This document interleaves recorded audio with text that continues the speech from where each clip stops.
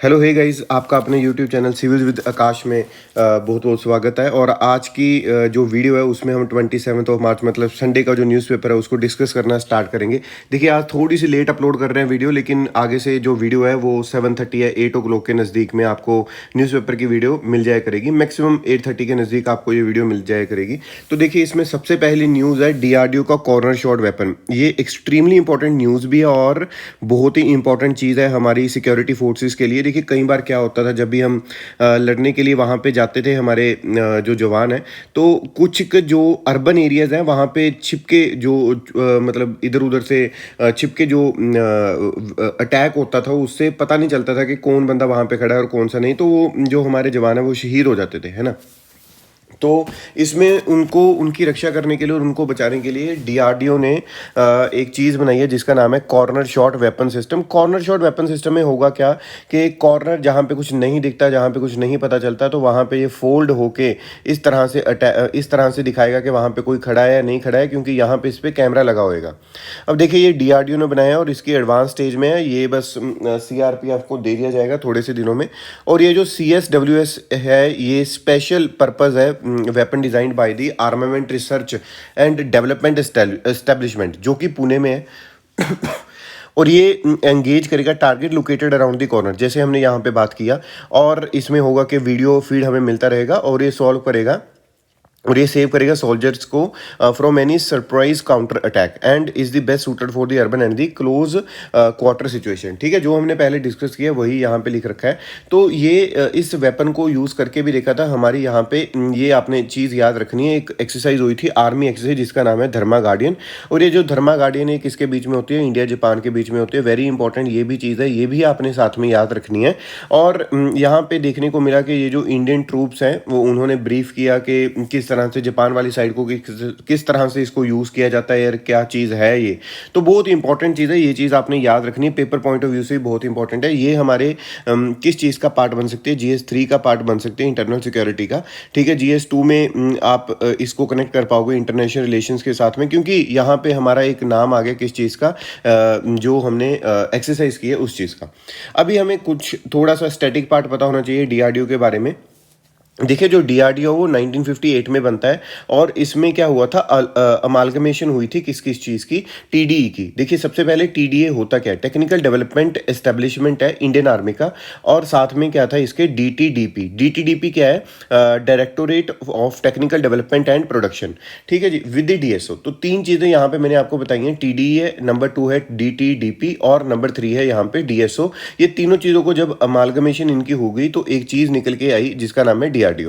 Number 2 यहाँ पे क्या है? डीआरडीओ की नेटवर्क है, मतलब बहुत ज़्यादा नेटवर्क है। ये मोर देन 50 लैब्स हैं और ये डिफरेंट डिफरेंट डिसिप्लिन्स पे काम करते हैं, जैसे एरोनॉटिक्स हो गया, आर्मामेंट्स हो गया, इलेक्ट्रॉनिक हो गया, कॉम्बैट व्हीकल हो गया, इंजीनियरिंग सिस्टम, इस तरह से ये काम करता रहता है। और कुछ प्रोग्राम है जो कि डीआरडीओ के चलते हैं, जिसका नाम है सबसे पहले आईजीएमडीपी। आईजीएमडीपी। आईजीएमडीपी बहुत ही इंपॉर्टेंट चीज़ है जिसने हमारी कंट्री को बहुत ऊपर लेके गया टेक्नोलॉजी में, मिसाइल टेक्नोलॉजी में। Integrated guided missile development programme. ठीक है जी। और ये सपना था या फिर ये एक इनिशिएटिव था जिसको काम में लाया गया, जिसको आगे बढ़ाया गया। डॉक्टर एपीजे अब्दुल कलाम जी ने इस पर मेजर वर्क किया है। ठीक है जी, मिसाइल टेक्नोलॉजी, इसलिए उनको मिसाइल मैन भी बोला जाता है। तो इसमें आईजीएमडीपी के अंडर हमने मिसाइल कौन कौन सी डेवलप की है? एक तो पृथ्वी है, दूसरा अग्नि, फिर तीसरा त्रिशूल है, फिर आकाश और नाग। ये 5 मिसाइल्स हैं, आपने इस चीज़ को याद रखना है। और एक बार आपने ये भी चेक करना है, पृथ्वी कौन सी है? Surface to surface. अग्नि कौन से? Surface to air. इस तरह से इसको याद करोगे आप, मतलब देखोगे सरफेस टू एयर है त्रिशूल, आकाश क्या है और नाग क्या है, ये आपने बताना है। और ये नाग एंटी टैंक मिसाइल है क्या नहीं है, ये चीज़ आप साथ में देख सकते हो। अदरवाइज हम किसी और वीडियो में जब भी ये मसला ज़्यादा आएगा तो इसको दोबारा डिस्कस कर लेंगे।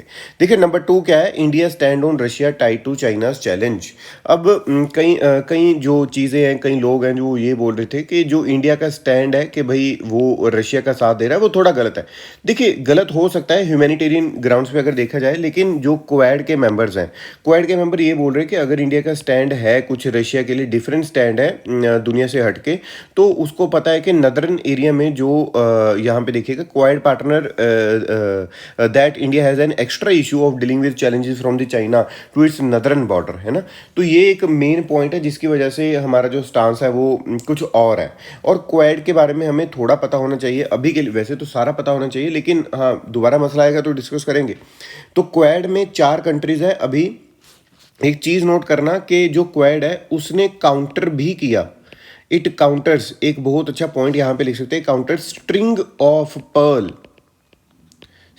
Perl policy of China, string of pearl policy of China also. ठीक है जी, ये चीज़ आपने याद रखनी है कि जो स्ट्रिंग ऑफ पर्ल पॉलिसी है चाइना की, उसको भी काउंटर किया है किसने, क्वाड ने। क्योंकि देखो यहाँ से उसने, चाइना ने हमें क्या किया हुआ था, घेरा डाला हुआ था, लेकिन अब हम क्या बोल सकते हैं कि चाइना को हमने भी ऊपर से क्या किया है, एक घेरा डालने की कोशिश की है। इसमें इंडिया आता है नंबर 1 मेरी कंट्री, और नंबर 2 यहाँ पे जापान है, नंबर 3 हम अगर बात करते हैं यूएसए, और नंबर 4 इज़ दी ऑस्ट्रेलिया। ये क्वाड कंट्रीज़ है और क्वाड 3.0 की यहाँ पे हम बात करते रहते हैं।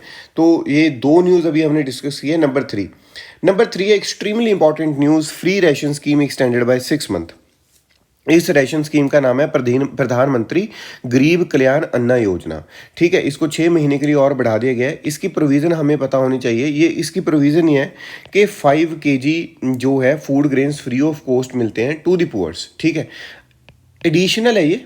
एक चीज़ जो आपने याद रखनी, यहाँ पे मैं लिख रहा हूँ, ये जो 5 kg ऑफ फूड ग्रेन्स यहाँ पे हमें मिल रहे हैं, 5 kg ऑफ फूड ग्रेन्स यहाँ पे मिलता है, ये एडिशनल है जी। ये चीज़ आपने याद रखनी है, क्योंकि जो लोग NFSA के अंडर आते हैं, नेशनल फूड सिक्योरिटी एक्ट 2013 के अंडर आते हैं, वो चीज़ तो उनको मिलती ही रहेगी, वो चीज़ तो प्रोवाइड होती रहेगी, लेकिन साथ के साथ में और क्या प्रोवाइड होएगा यहाँ पे, और प्रोवाइड होएगा additional 5 kg of food grains plus 1 kg of जो मतलब कोई दाल वगैरह कुछ भी होता है, वो भी यहाँ पे प्रोवाइड हमें हो जाएगी प्रधानमंत्री गरीब कल्याण अन्न योजना के अंदर। ठीक है, तो आपने जो भी आप वीडियो फॉलो कर रहे हो, तो आपने इसकी मिनिस्ट्री के बारे में बताना है कि ये मिनिस्ट्री कौन सी मिनिस्ट्री के अंदर है। ठीक है, मिनिस्ट्री बहुत इंपॉर्टेंट रहती है। इसी स्कीम के बारे में बार बार बात हो रही थी, यहाँ पे मोदी जी ने भी बात की है, यहाँ पे जो चीफ मिनिस्टर हैं यूपी के योगी आदित्यनाथ, उन्होंने भी बात की है। तो ये स्कीम बड़ी इंपॉर्टेंट है, आपने इस चीज़ को ध्यान में रखना है कि ये एडिशनल 5 kg फूड ग्रेन्स है, जो पहले मिल रहा है वो तो मिलता ही रहेगा। आगे चलते हैं जी, आगे आते हैं number 4, stocks of anti retroviral drugs जो है वो उसकी शॉर्टेज आती हमें दिखाई दे रही है। देखिए, जो एंटी रेट्रोवायरल थेरेपी है वो मेनली की जाती है कब, जो HIV या फिर एड्स के चक्कर में की जाती है ना। तो ये जो सोर्सेज है वो ये बता रहे हैं कि जो हेल्थ डिपार्टमेंट के सोर्सेज ये बता रहे हैं, जो इनकी एंटी रेट्रोवायरल है ना जो ड्रग्स हैं, उनकी जो शॉर्टेज हमें दिखाई दे रही है। अब देखो ना, कई बार आपने क्वेश्चन देखा होगा जो UPSC पूछता है कि भाई कुछ के ड्रग्स के या कुछ बर्ड्स के अजीब से नाम लिख देगा और पूछ लेगा कि यार ये लोग किससे रिलेटेड है, ये बर्ड है, फलाना है, ढिमकाना है। तो इन ड्रग्स के हमें नाम पता होने चाहिए। एक तो है एबाकवीर, लोपिनावीर, कॉम्बिनेशन ड्रग्स हैं जो टेनोफोवीर, डाइक्सोप्रोक्सील है, और लेमिविडिने और दोल्तेग्रेविर। तो ये कुछ ड्रग्स है कॉम्बिनेशन वाले, और ये जो कुछ ड्रग्स मैंने आपको बताया, इस चीज़ को आपने याद रखना है। Please remember all this drugs. और ये एंटी रेट्रोवायरल ड्रग्स हैं टू ट्रीट दी HIV और एड्स। ठीक है, ये चीज़ को आपने याद रखना है। तो नंबर 4 न्यूज़ ये थी। नंबर 5 की जो आज न्यूज़ है वो है रिलेटेड टू वीमेन जजेस। ये बड़ी इंपॉर्टेंट न्यूज़ है, इसका डेटा बहुत इंपॉर्टेंट है फॉर दी स्टेट एग्ज़ाम्स। ठीक है, जो भी स्टेट एग्ज़ाम्स होते हैं और जो मतलब UPSC सिविल सर्विसेज से छोटे लेवल के एग्ज़ाम होते हैं, उससे वो उनके लिए बड़ा इंपॉर्टेंट डेटा है। तो ध्यान से देखिएगा इसको। देखिए, उन्होंने बोला कि जो 11 वीमेन जजेस हैं सुप्रीम कोर्ट में अभी तक आया है, तो उनका जो मेजॉरिटी टर्म रहा है वो लेस देन 5 ईयर्स रहा है, लेस देन 5 ईयर्स ही रहा है जो भी वीमेन जजेस। पहले तो वीमेन जजेस आई बहुत कम है, उनकी जो नंबर है वो लेस है एज़ कंपेरिजन टू मैन, वो ऑब्वियस है। ठीक है जी, ऑब्वियस क्यों है, मैं मतलब कुछ इस तरह से नहीं बोल रहा। ऑब्वियस का मतलब है भाई अगर वीमेन नहीं आ रही तो मैन ही आए हुए हैं यहाँ पे। ठीक है, तो उनका नंबर कम है। और उसके बाद में अगर हम बात करें उनकी जो वहाँ पे मतलब उन्होंने टेन्योर है वो भी क्या है यहाँ पे लेस, टेन्योर भी लेस है, और ये भी क्या है लेस है। उसके बाद में क्या है कि ओनली जस्टिस रूमा पाल, उन्होंने कंप्लीट किया था tenure of little over 6 year between the January 2000 and 2006। ये इंपॉर्टेंट डेटा, ये आपने याद रख लेना है। नंबर 2 यहाँ पे डेटा आता है justice BV Nagarathna, expected to India's first women chief justice in सितंबर जो 2027 होएगा और वो 2021 से 2027 मतलब थोड़ा 6 साल से भी ज़्यादा वो जो टाइम पीरियड है वो गुजारेंगे। उसके बाद में यहाँ पे अगर हम बात करें दो यहाँ पे विमेन जजेस की बात की गई है। नंबर 1 जस्टिस फातिमा बीवी और एक है यहाँ पे एक दूसरा है इंदू मल्होत्रा। जो फातिमा बीवी हैं उनको अपॉइंट किया गया फर्स्ट विमेन सुप्रीम कोर्ट जज इन अक्टूबर 1989 nearly 6 months after her retirement from the Kerala high court. ठीक है जी। और जस्टिस जो इंदू मल्होत्रा हैं वो the first women advocate to be directly elevated as the Supreme Court जज। ये चीज़ आपने थोड़ी बहुत बस ये जो डेटा है आपने याद रखना है। This data you can use. ठीक है, कुछ ना कुछ तो देखो कोट करना पड़ता है हमें। कहाँ पे GS2 में कोट करना पड़ेगा क्योंकि कुछ कीवर्ड्स होते हैं। हर एक एग्जाम के कीवर्ड्स अलग हैं, हर एक पेपर को लिखने के कीवर्ड्स अलग हैं। GS1 का कुछ और है, GS2 का कुछ और है। GS2 में हम जजमेंट्स यूज़ कर रहे हैं, GS2 में हम सुप्रीम कोर्ट की जजमेंट्स होगी, आर्टिकल्स होगी, ये यूज़ करें। तो ये डेटा आप you can use in the GS2 related to constitution and as well as in the society. GS1 है ना कि किस तरह से जो वीमेन है टॉप पोस्ट पे वो कम है। क्लियर हुआ बात। और इसी के रिगार्डिंग कॉन्स्टिट्यूशनल प्रोविजंस हैं वो क्या क्या है। सुप्रीम कोर्ट का अगर मैं देखूं तो ये पार्ट 5 में आता है यूनियन के और चैप्टर 6 है यूनियन जुडिशरी। ठीक है जी, चैप्टर 6 है जो कि है यूनियन जुडिशरी। आर्टिकल 124 टू 147 है जो पार्ट 5 का वो डील करता है कॉन्स्टिट्यूशन में, जिसमें लिखा हुआ है ऑर्गेनाइजेशन के बारे में। ठीक है, उसके बाद में इंडिपेंडेंस, ज्यूरिस्डिक्शन, पावर्स और प्रोसीजर्स हैं जो सुप्रीम कोर्ट के आर्टिकल 124 टू 147 के अंदर लिखा हुआ है। 124 क्लॉज 1 क्या बोलता है, वो बोलता है कि there shall be Supreme Court of India constituting a Chief Justice of India. CJI होगा और प्लस मतलब क्या है कि मैक्सिमम 7 जजेस होंगी, 7 जजेस होंगे दूसरे, लेकिन ये उस टाइम तक 7 रहेंगे जिस टाइम तक पार्लियामेंट नहीं चाहता इसको बढ़ाने के लिए। तो parliament can increase the number of the जजेस। ठीक है, ये चीज़ आपने याद रखनी है। एक्सट्रीमली इंपॉर्टेंट पॉइंट है यहाँ पे, बहुत ही इंपॉर्टेंट है, प्लीज़ रिमेंबर दिस। और आगे क्या है कि जो ज्यूरिस्डिक्शन है सुप्रीम कोर्ट का वो ओरिजिनल भी है, एपिलेट है और एडवाइजरी है। ठीक है, एडवाइजरी है। However there are other multiple powers of the Supreme Court, obvious है। अब आगे हम अगर बात करते हैं टेन्योर की, उसमें न्यूज़ में बात हो रही तो टेन्योर ऑफ द जजेस भी हमें पता होना चाहिए। देखिए जो कॉन्स्टिट्यूशन है उसमें तो नॉट फिक्स्ड है। ठीक है, ये चीज़ को आपने पहले तो याद रखना है। जो कॉन्स्टिट्यूशन है उसमें नॉट फिक्स्ड है, उसमें फिक्स्ड नहीं है tenure of the Supreme court. लेकिन 3 प्रोविजंस यहाँ पे लिख दी हैं किस चीज़ के बारे में, सुप्रीम कोर्ट के टेन्योर ऑफ द जजेस के बारे में। नंबर 1 यहाँ पे क्या आता है कि नंबर 1 यहाँ पे आएगा ही holds office until he attains the age of 65 years. पहली तो ये आ गया। नंबर 2 है any question regarding his age is to be determined by such authority and in such manner as provided by the parliament.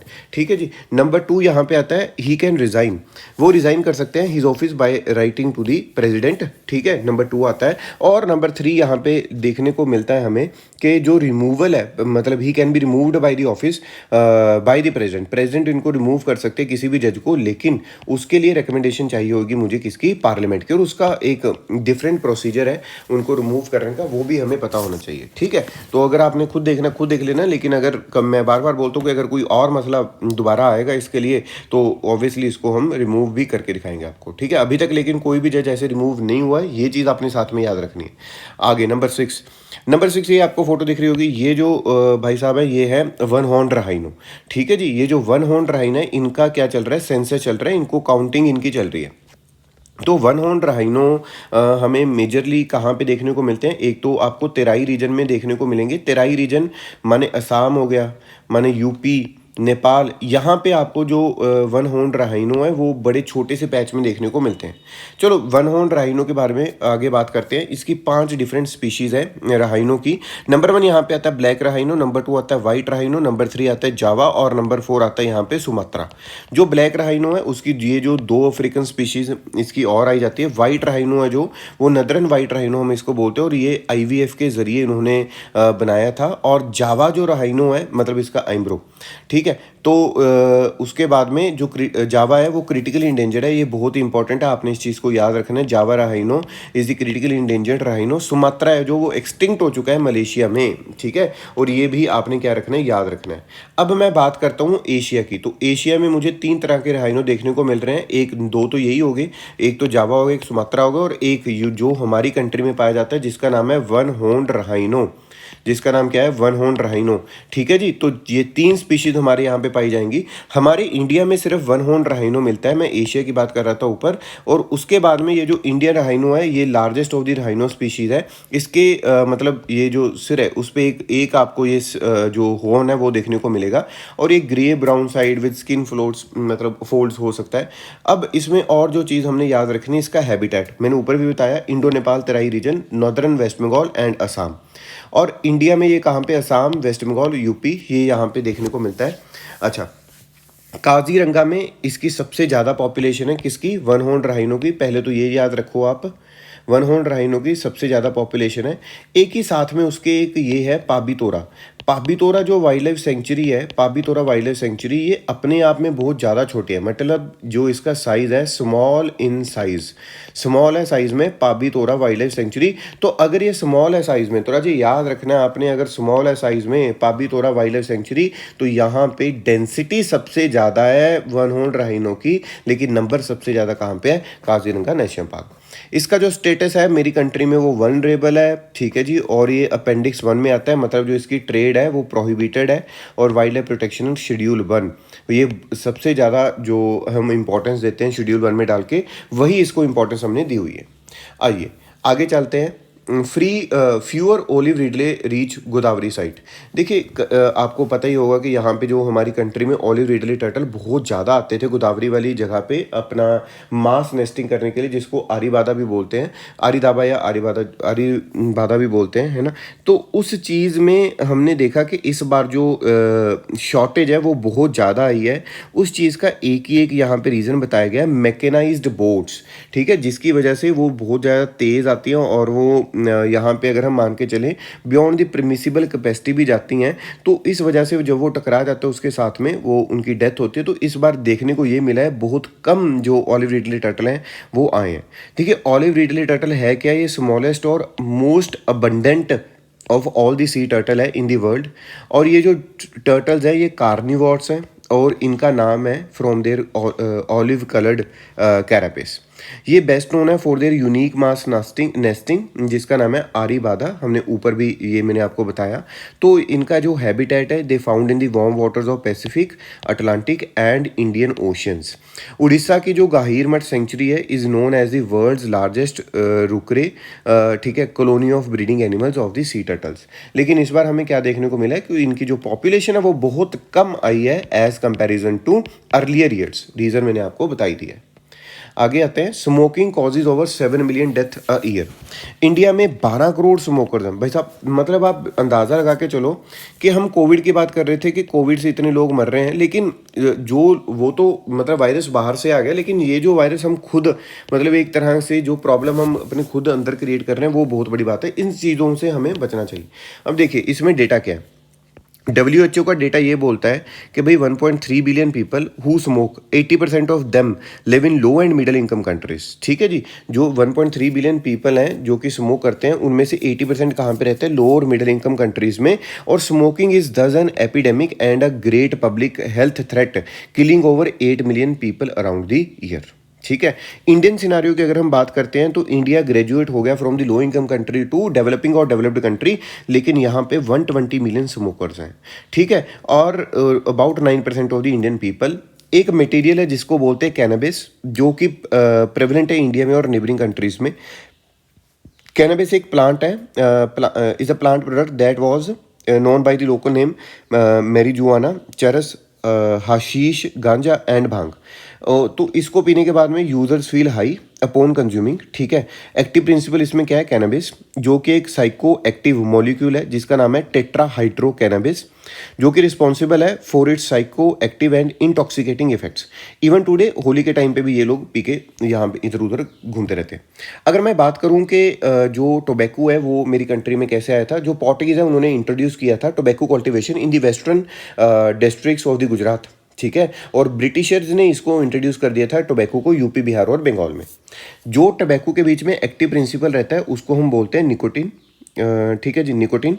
और इसका नाम रखा गया था, it is named after Jean Nicot, who was a French ambassador in the Portugal. He sent tobacco seeds from the Brazil to Paris.